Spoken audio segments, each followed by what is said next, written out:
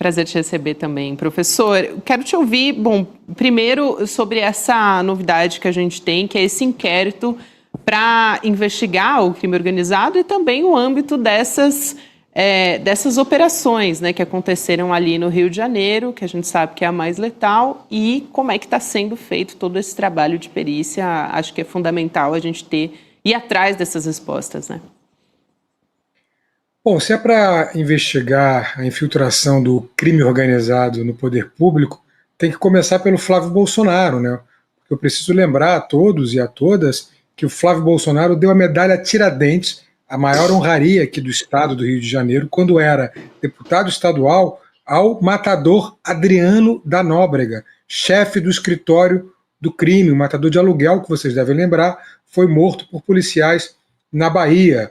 Então, o primeiro a ser investigado, os primeiros a serem investigados, têm que ser os integrantes da família Bolsonaro, que sempre empregaram milicianos em seus gabinetes. Aí já está uma prova maior, impossível, da infiltração do crime organizado, da milícia, no poder público, nos gabinetes de deputados. Mas se investigar direitinho, viu, Ana, chega ao governo do Estado, chega a meandros aqui do governo do Estado.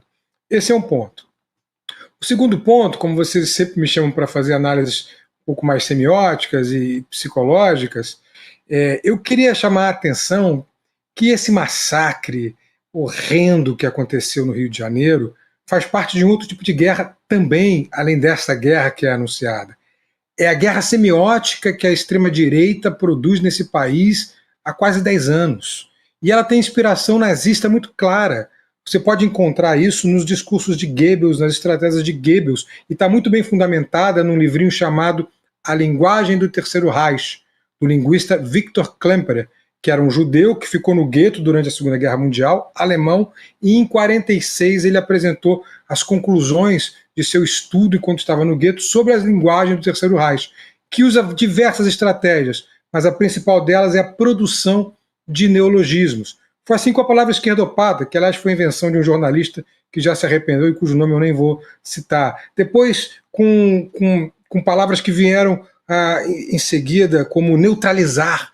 Como assim neutralizar, meus caros? Se matou, 120 pessoas foram mortas e o governador usa a palavra neutralizar.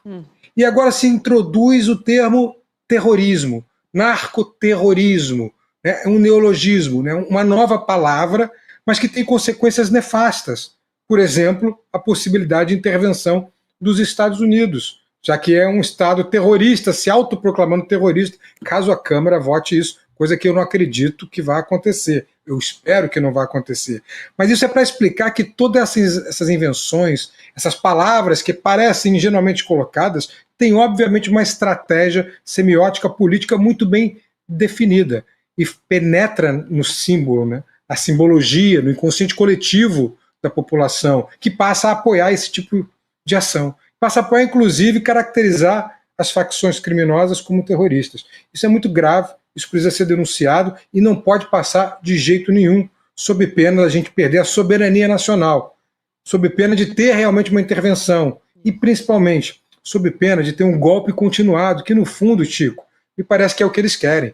É um golpe continuado. A intervenção americana significa a última tentativa de ter sucesso naquilo que fracassou no dia 8 de janeiro, naquilo que fracassou e que foi devidamente denunciado e condenado pelo Supremo Tribunal Federal. A gente tem que ter muito cuidado com essa guerra semiótica. Eu queria pegar o gancho da sua fala, professor, aqui para trazer um pronunciamento também do Hugo Motta, presidente da Câmara dos Deputados, porque você falou do narcoterrorismo, né?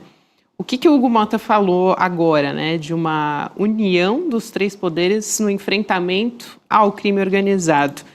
E ele disse que o parlamento não vai aprovar medidas que coloquem em risco a soberania nacional. A apuração que é da CNN. Vou colocar aqui na tela a fala para a gente poder ler juntos aqui o que diz o Hugo Motta. Não tenho a menor dúvida de que qualquer mudança legislativa que coloque em risco a soberania nacional não será aprovada. Nosso compromisso é com a soberania, mas também com o enfrentamento firme ao crime organizado. Ele estava num fórum em Buenos Aires, na Argentina, foi lá que coletaram essa fala dele.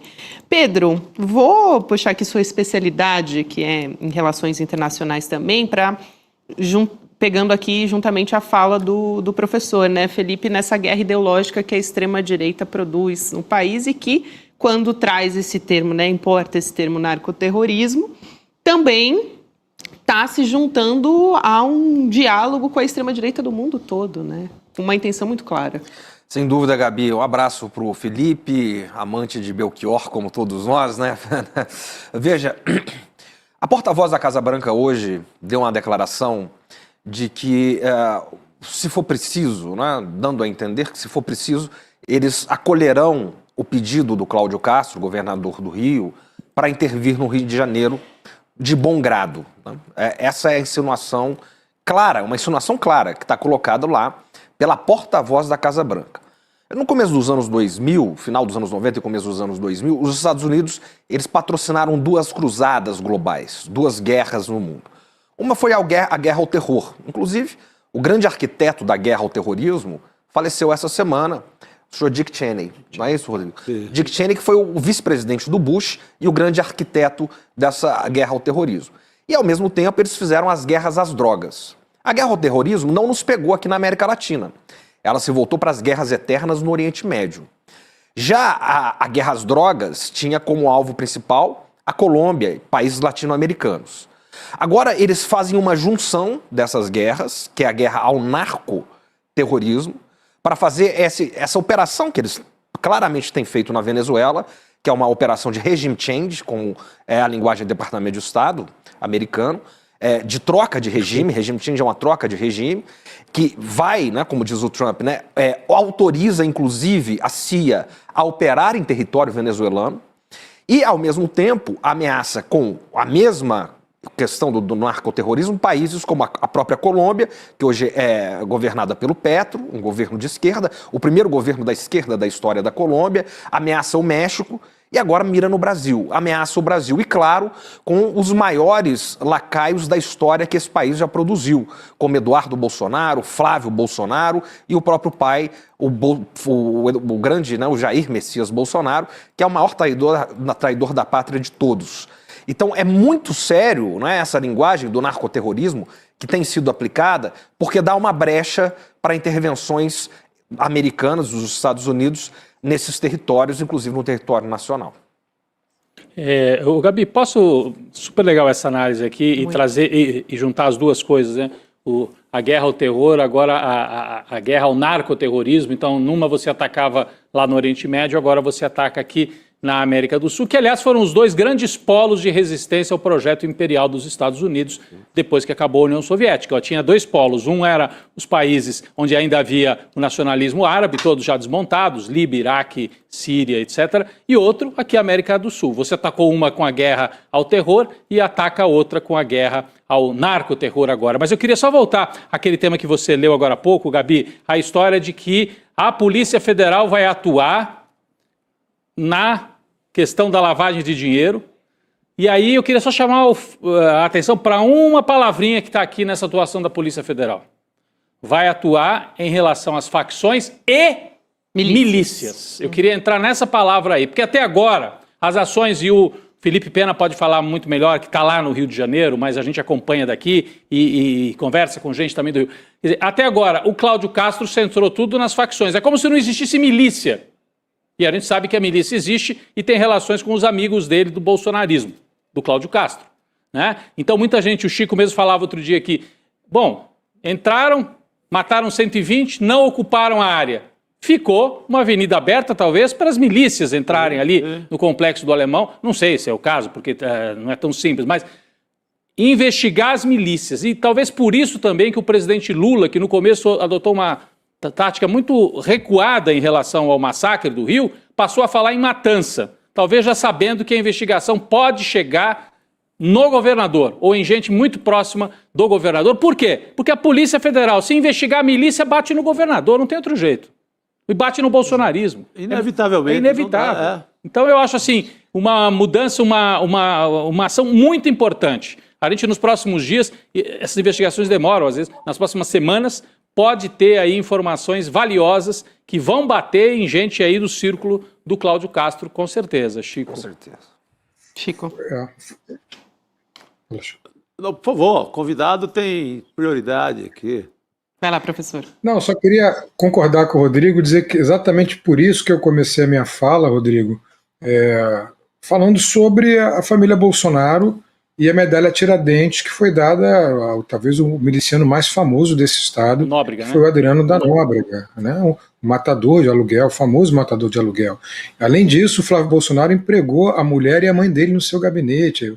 As relações são notórias. Relações que, como você muito bem diz, e com total razão, estão no governo do estado, que é aliado da família Bolsonaro. Por isso Cláudio Castro não fala em milícia. O Rio de Janeiro todo está loteado, a gente sabe disso, e grande parte desses lotes pertencem a milicianos, que são ex-policiais, ex-bombeiros, às vezes policiais da ativa mesmo.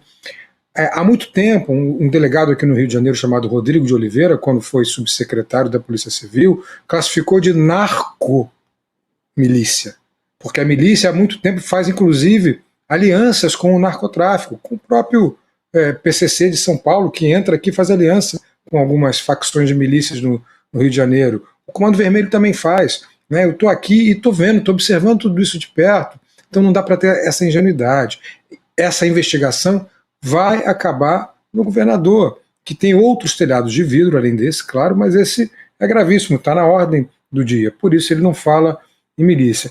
E um outro dado, e eu não sei se vocês lembram, mas está aqui na minha memória ainda, quando o Ramagem, né, o delegado Ramagem, ele era chefe da ABIN, um de seus assessores, um policial militar, foi preso aqui no Rio de Janeiro, vocês vão lembrar, e ele estava fazendo contatos com milicianos e dando apoio logístico a determinadas facções de milícia para tomar territórios.